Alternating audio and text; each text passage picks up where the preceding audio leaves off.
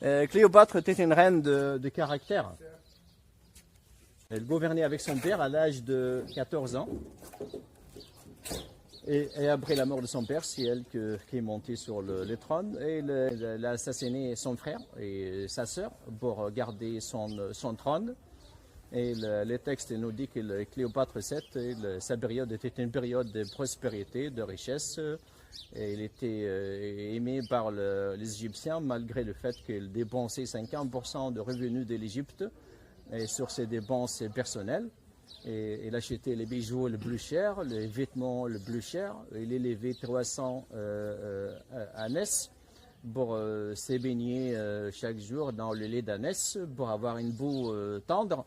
Vous savez que le lait d'ânesse duquel on fait les produits des cosmétiques pour les femmes maintenant. Et c'est le lait le plus cher.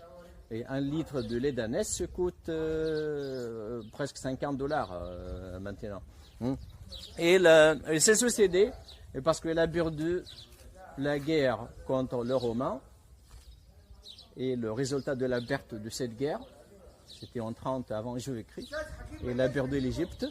Et aussi, il a perdu son fils qui était assassiné par Octavius.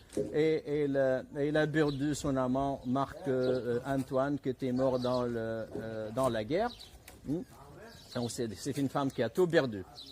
Et Cléopâtre n'était pas très belle. C'est les pièces de monnaie trouvées qui nous montrent Cléopâtre.